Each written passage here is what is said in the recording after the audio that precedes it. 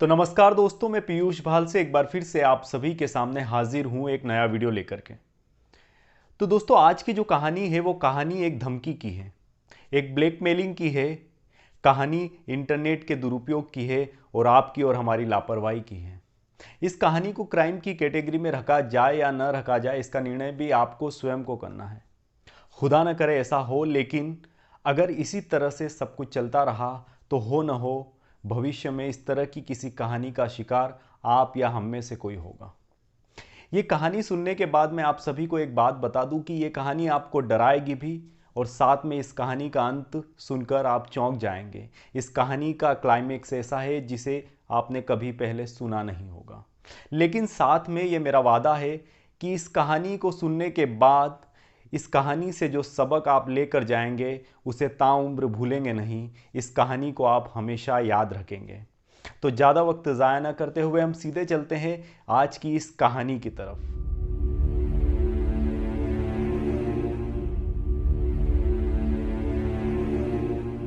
तो दोस्तों, हमारे देश में ऐसी कितनी ही कहानियाँ हर घर में कहीं ना कहीं चलते रहती है। तो आज उसी की फहरिस्त में एक ऐसी कहानी जो आपको सुनाने जा रहा हूँ जिस तरह की कहानी आपने पहले कभी सुनी नहीं होगी। तो इस कहानी की शुरुआत होती है 1 जनवरी 2021 से। यह कहानी दिल्ली से सटे गाज़ियाबाद की है। दिल्ली के पास गाज़ियाबाद एक शहर है, वहीं पर एक सरकारी नौकरी में एक आदमी था, उसकी बीवी थी और साथ में उसके 2 बच्चे थे। ये गाज़ियाबाद की एक कॉलोनी में रहते थे। काफ़ी अच्छा इनका जीवन चल रहा था, काफ़ी खुशहाल थे। जो परिवार का मुखिया था वो सरकारी नौकरी में था, और तमाम जो चीज़ें थी, उनके जो 2 बच्चे थे, एक बेटी थी जो 13 साल की थी, जो 7th क्लास में थी, और एक बेटा था जो करीब 10 साल का था और जो 5th क्लास में था। साथ में ये दोनों काफ़ी अच्छी स्कूल में भी पढ़ते थे। तो इनके जीवन में काफ़ी अच्छे से सब कुछ चल रहा था। लेकिन जब 1 जनवरी 2021 आता है तो अचानक से महज एक मेल से इनका जीवन पूरी तरह से बदल जाता है। 1 जनवरी के बाद करीब 1 महीने तक इनके साथ जो होता है उसके कारण पूरा परिवार एक भयानक से खौफ में जीता है, एक भयानक से डर में रहता है। साथ में वो पुलिस से बताता है, पुलिस भी छानबीन करती है, कई दिनों तक करती है, लेकिन कहीं से कुछ हासिल नहीं होता है। तो 1 जनवरी 2021 को होता क्या है कि जो इस परिवार का मुखिया था और उसकी बीवी थी, उसके ईमेल पर एक मेल आता है। जब ये मेल आता है, ये उस मेल को खोल कर देखते हैं तो वहाँ पर लिखा था कि हमें जितनी जल्दी हो सके 10 लाख रुपए दे दीजिए, नहीं तो आपके परिवार में ये जो 4 मेंबर है इन सभी को मार दिया जाएगा। तो जब ये पति पत्नी दोनों उस मेल को पढ़ते हैं तो इनको कुछ भी समझ नहीं आता है कि आखिर ये मेल आया कहाँ से था, लेकिन वो उस वक्त इस मेल को इग्नोर करते हैं। लेकिन फिर करीब 1-2 दिन के बाद एक मेल फिर से आता है जिसमें मेल करने वाला उसमें कहता है कि आपने अगर पुलिस को बताया तो आपके जो परिवार के तमाम मेंबर हैं सभी को मार दिया जाएगा। साथ में जो फिरौती की या ब्लैकमेलिंग की जो 10 लाख की रकम थी उसे अब बढ़ा करके 20 लाख रुपए कर दिया गया, और साथ में कहा गया कि जल्दी से आपको एक जगह बताई जाएगी, वहाँ पर आप ये पैसे लेकर के आ जाइएगा।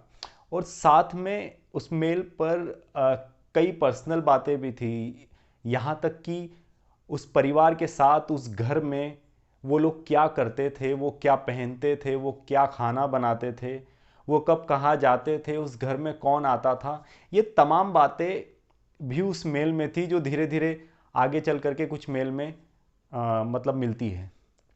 तो परिवार इस भय में जीता है। उसके बाद वो पुलिस से कांटेक्ट करता है, पुलिस को तमाम बातें सारी बातें बताई जाती है। उसके बाद पुलिस उस घर का रुख करती है, पुलिस वहाँ पर जाकर चेक करती है, लेकिन वहाँ पर पुलिस को ऐसी कोई भी चीज़ दिखाई नहीं देती जिससे कि उन्हें ये पता चले कि कोई है जो इन पर निगरानी रख रहा है, कोई है जो किसी तरह के कोई कैमरे या कोई डिवाइस से इन सब की, इनके घर पर इनकी हर एक्टिविटी पर नज़र रख रहा है। तो पुलिस को यहाँ से कुछ हासिल नहीं होता है। उसके बाद करीब जब 1 जनवरी 2021 की ये बात थी, कई दिन बीत जाते हैं और 23-24 जनवरी का दिन आ जाता है। तो इन बीते दिनों में कई मेल आए थे जिसमें कई पर्सनल बातें भी थी जो मेल करने वाला इन सब से कह रहा था। इसी कारण ये काफ़ी डर में होते हैं, काफ़ी खौफ में होते हैं। तो ये सारी चीज़ें होती है। उसके बाद जो रकम 10 लाख से 20 लाख हुई थी वो करीब बढ़ते बढ़ते 1 करोड़ तक पहुंच जाती है। उसके बाद 23 तारीख को पहली बार पुलिस जो है वो एक एफआईआर दर्ज करती है और एफआईआर के बाद करीब सुबह 11 बजे पुलिस उस घर का रुख करती है। पुलिस अपनी पूरी टीम के साथ जाती है जिसमें साथ में साइबर के जो एक्सपर्ट्स थे वो भी पुलिस के साथ जाते हैं और एक पूरी टीम उस घर पे जाती है। और वहाँ पर पुलिस के पास इस तरह की डिवाइसेस भी थी जिससे कि ये पता लग सके कि कहीं पर कोई हिडन कैमरा है तो वो भी सामने आ जाए। उसके बाद इस घर के आसपास भी कहीं पर ऐसा कोई कैमरा नहीं था। पुलिस घर पे जाती है, घर के जो जितने भी तमाम मेंबर्स थे जो फ़ोन यूज़ करते थे उन सभी का फ़ोन चेक किया जाता है। घर का जो लैपटॉप और डेस्कटॉप था उससे भी चेक किया जाता है। साथ में पूरे घर पे कोने कोने पर, पूरे घर के चप्पे चप्पे पर पुलिस अपनी डिवाइस से ये चेक करती है कि कहीं से कोई ऐसा कैमरा या कुछ भी ऐसा ट्रेस हो जाए जिससे कि ये पता चल सके कि आखिर ये है कौन जो इस घर के सभी मेंबर्स पर निगरानी रख रहा है। लेकिन पुलिस को यहाँ से कुछ भी पता नहीं चलता। साथ में पुलिस क्या करती है कि करीब 11 बजे से लेकर के 6 बजे तक वहाँ सभी से पूछताछ भी करती है और घर की पूरी बारीकी से जांच करती है। तो 11 से 6 करीब 7 घंटे हो जाते हैं। उसके बाद पुलिस वहाँ से उस घर से निकलती है, लेकिन साथ में अपने साथ 2 मोबाइल फ़ोन और एक डेस्कटॉप लेकर जाती है क्योंकि उसकी बाद में साइबर एक्सपर्ट्स और ये तमाम जो लोग होते हैं उनसे जांच करानी थी।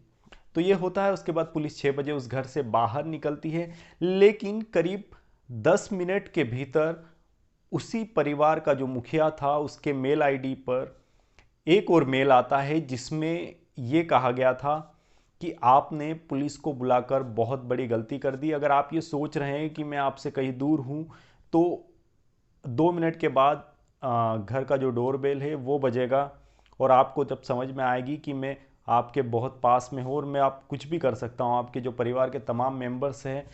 साथ में मेल में ये भी लिखा होता है कि पुलिस जब आई थी 11 बजे तो पुलिस कितने मेंबर्स आए थे, पुलिस कितने बजे आई थी, पुलिस ने किस घर पर, किस जगह पर किन किन चीज़ों की जांच की थी, पुलिस ने किस मेंबर से क्या पूछा था। और साथ में मेल पर यह भी लिखा होता है कि पुलिस आई थी और अपने साथ 2 मोबाइल फ़ोन और एक डेस्कटॉप साथ में लेकर गई। तो परिवार का जो मुखिया है और जो वाइफ है वो तमाम लोग हक्के बक्के रह जाते हैं, उन्हें कुछ समझ में नहीं आता। उसी मेल को पढ़ने के बाद वो सीधे उस पुलिस अफसर को कॉल करते हैं और उन्हें ये पूरी कहानी बताते हैं। तो जैसे ही पुलिस को ये कहानी बताई जाती है पुलिस भी सख्ते में आ जाती है और सीधे कुछ ही मिनट के बाद पुलिस फिर से उस घर में वापस से आती है और वहाँ पर फिर से एक बार सभी चीज़ों की बारीकी से जांच करती है। लेकिन साथ में इस इंसिडेंट के बाद कहीं ना कहीं पुलिस को ये शक होता है कि हो ना हो इस मामले में जो ये मेल करने वाला है ये कोई बड़ा हैकर नहीं बल्कि घर का ही कोई मेंबर है। तो जब पुलिस को ये शक होता है उसके बाद पुलिस उनके घर में जाती है, वहाँ पर सभी से पूछताछ करती है। चूँकि पुलिस को सभी पर शक होता है, कहीं ना कहीं हो सकता है इन चारों में से कोई भी मेंबर हो। तो पुलिस सबसे पहले जो मुखिया था उससे पूछताछ करती है और उसकी जो बीवी है उससे भी पूछताछ करती है। लेकिन पुलिस को लगता है कि ये दोनों क्यों अपने घर में खुद को ही परेशान करेंगे, क्योंकि इन्होंने ही एफआईआर दर्ज करवाई, इन्होंने ही पुलिस को बुलाया। तो उसके बाद पुलिस का शक इन दोनों से हट करके कहीं ना कहीं पुलिस अब ये सोचती है कि ये जो 2 बच्चे हैं, एक 13 साल की लड़की और एक 10 साल का लड़का, तो इन दोनों में से ही हो ना हो कोई होगा। लेकिन पुलिस को लगता है कि 10 साल का लड़का तो कुछ कर नहीं सकता और ये 13 साल की लड़की है, हो सकता है यही कुछ ना कुछ हो सकता है कर रही हो। तो पुलिस इसका फ़ोन और उसका जो लैपटॉप वगैरह था वो सभी चीज़ें चेक करती है, लेकिन वहाँ से भी पुलिस को कुछ हाथ नहीं लगता। अब ये जो 3 मेंबर थे ये पुलिस की लिस्ट से हट जाते हैं और बचता है 10 साल का जो बच्चा था जो 5th क्लास में था वो। तो पुलिस जब उस बच्चा जो था वो भी डेस्कटॉप यूज़ करता था और इंग्लिश मीडियम स्कूल में पढ़ता था, तो उसका भी मेल आईडी और ये तमाम जो चीज़ें थी वो था, तो पुलिस क्या करती है, उसका जो मेल आईडी था उस बच्चे का वो चेक करती। तो पुलिस को उसके मेल पर अजीब सी कुछ मेल वगैरह दिखाई दिए थे, साथ में कुछ अजीब से नाम की आईडीज़ भी थी। तो पुलिस को कहीं ना कहीं इस बच्चे पर शक होता है, लेकिन पुलिस सोचती है कि 10 साल का बच्चा है, हो सकता है कि इससे कोई कुछ करवा रहा हो, या तो इसका जो डेस्कटॉप था, लैपटॉप था या मेल आईडी थी, ये इसकी कोई यूज़ कर रहा होगा या कुछ भी इस तरह का पुलिस शक जाहिर करती है। उसके बाद पुलिस बड़े प्यार से उस बच्चे से पूछती है कि बेटा ये जो मेल है इनकी सच्चाई क्या है। तो वो बच्चा जो है वो बताता है कि मेरा एक दोस्त है आदित्य, वो मुझसे इस तरह के मेल करवाता है, साथ में वो मुझे मेरी पिटाई भी करता है और वो कहता है कि अगर मैं इस तरह के मेल नहीं करूँगा तो वो मुझे जान से मार देगा। तो पुलिस जब उसकी स्कूल में और उसके फ्रेंड वगैरह जो इनकी लिस्ट में देखती है, तो आदित्य नाम का कोई भी बच्चा उसका दोस्त नहीं था। उसके बाद फिर ये कहानी बनाता है और ये जो 10 साल का बच्चा था ये कहता है कि मेरा एक दोस्त है यमराज, वो मुझसे इस तरह के काम करवाता है। तो पुलिस जब एक बार फिर से जांच करती है तो यमराज करके भी कोई दोस्त नहीं था। उसके बाद पुलिस को कहीं ना कहीं लगता है कि ये बच्चा हमें घुमा रहा है, ये बच्चा कहीं ना कहीं कोई कहानी बना रहा है। तो पुलिस उसके बाद जो उसके माँ बाप थे उनसे ये सच्चाई बताती है और उनसे कहती है कि इस बच्चे की काउंसलिंग करनी पड़ेगी और साथ में एक कोई ऐसा सच है जो ये भीतर दबाए बैठा है, जिसे इस बच्चे से निकलवाना है। तो पुलिस उसके जो माँ बाप है उनको अपने साथ शामिल करती है और उस बच्चे की काउंसलिंग की जाती है। उसके बाद जो कहानी सामने आती है उसके कारण उसके माँ बाप और पुलिस ये सभी चौंक जाते हैं। वो कहानी ये थी कि जब 1 जनवरी 2021 को इनके पास पहला मेल आया था, उससे करीब कुछ दिन पहले जब क्रिसमस की छुट्टियां थी और उस दौरान जब स्कूल शुरू थे, वहीं पर इस बच्चे की जो स्कूल थी वहाँ पर एक साइबर सिक्योरिटी से रिलेटेड एक वर्कशॉप हुई थी। उस वर्कशॉप में बच्चों को ये बताया गया था कि कैसे जो साइबर से रिलेटेड जो क्राइम्स होते हैं और हैकिंग क्या होती है, और साथ में fake IDs, fake email IDs और ये जो तमाम जो चीज़ें थी, इस तरह का एक नॉलेज जो था वो तमाम बच्चों को दिया गया था उस वर्कशॉप में। तो ये जो बच्चा था इसने भी वहाँ पर बड़ी बारीकी से उस वर्कशॉप को अटेंड किया था, वहाँ पर उनकी बातें सुनी थी। तो वहाँ से ये कुछ जो वर्ड्स थे, कुछ जो चीज़ें थी, वो नोट डाउन करता है। नोट डाउन करने के बाद ये यूट्यूब पर जाता है और यूट्यूब पर जाकर एक महज 10 साल का बच्चा अपनी स्टडी शुरू करता है। वो स्टडी ये थी कि वहाँ से वो हैकिंग सीखता है, वहाँ से वो फर्जी मेल और ये किस तरह से क्या बनाए जाते हैं, ये तमाम जो चीज़ें हैं वो सीखता है। और पूरी कई दिनों तक वो यूट्यूब से सीख कर खुद को ट्रेन करता है इन चीज़ों के लिए। उसके बाद सोचता है कि अब ये मैं सभी चीज़ें सीख तो गया हूँ, लेकिन मैं इन चीज़ों को प्रैक्टिकली अप्लाई किस पर करूँ। तो उसको कहीं पर कुछ समझ नहीं आता और वो अपने ही परिवार पर ये जो था ये अप्लाई करता है। और 1 जनवरी 2021 को जो पहला मेल आया था जिसमें ये धमकी दी गई थी कि अगर आपने 10 लाख रुपए नहीं दिए तो आपके तमाम मेंबर्स जो है फैमिली के उनको मार दिया जाएगा। तो ये पहला मेल इसी बच्चे ने किया था। इस बच्चे ने वर्कशॉप अटेंड की थी, वर्कशॉप से कुछ चीज़ें अपने दिमाग में बैठा ली और उसके बाद यूट्यूब से एक ट्रेनिंग ली। ट्रेनिंग के बाद इस बच्चे ने जो किया उसके बारे में हम सोच भी नहीं सकते। सोचिए हम जब 10 साल के थे तो हम कहाँ पर थे, हम लोग इन टेक्नोलॉजीज़ और ये जो तमाम जो चीज़ें थी इनसे बेहद दूर थे।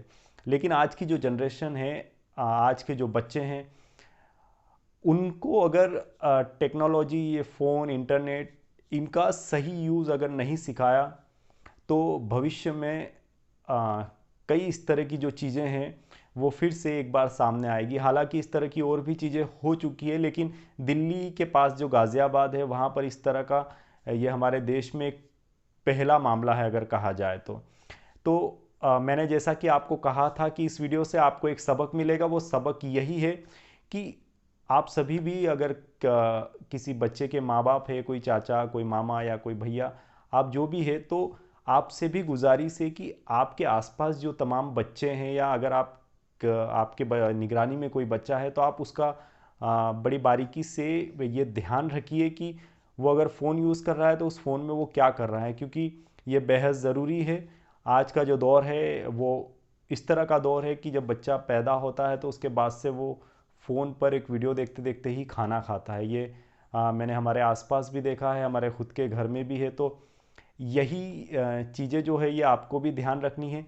तो यही जो सबक था इस कहानी के थ्रू मैं आप सभी से शेयर करना चाहता था। तो मुझे उम्मीद है कि मैं जो कहानी आप सभी तक पहुंचाना चाहता था मैं उसमें सफल हुआ हूं। और साथ में दोस्तों, अगर आपको मेरा ये वीडियो अच्छा लगा हो तो आप मेरे चैनल पर और भी कई वीडियोस है, उन्हें आप देखें। और साथ में अगर आपको वीडियोस अच्छे लगते हो तो मेरे चैनल को सब्सक्राइब ज़रूर करें। Thank you so much.